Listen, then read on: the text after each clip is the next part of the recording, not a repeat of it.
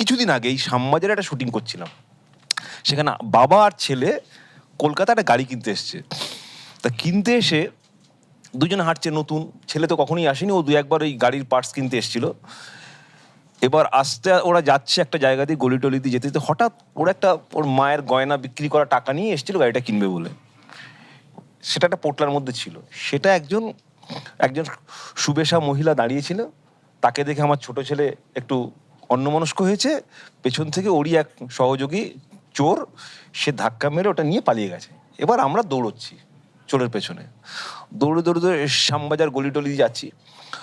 হঠাৎ আমি চোর চোর বলছি, হঠাৎ করে একটি ছেলে, ও একটা ব্যাট হাতে কোথায় যাচ্ছিল খেলতে বোধহয়, চোর চোর নিয়ে না, চোর চোর, হ্যাঁ কি হচ্ছে দাদা বলে ও আমার সঙ্গে দৌড়চ্ছে ব্যাট হাতে নিয়ে, চোর চোর চোর। এবার আমার তো ক্যামেরা ধরো আরো 100 মিটার দূরে দাঁড়িয়ে আছে, আর উপরে ড্রোন, চোর চোর আমার রুদ্ধশ্বাসে দৌড়চ্ছে। এবার আমি ক্যামেরা ক্রস করে দাঁড়িয়ে পড়েছি, কি দাদা কোথায় চোর, হ্যাঁ কি কোথায়, না যে বলে চোর, আরে নয় ক্যামেরা চলছে।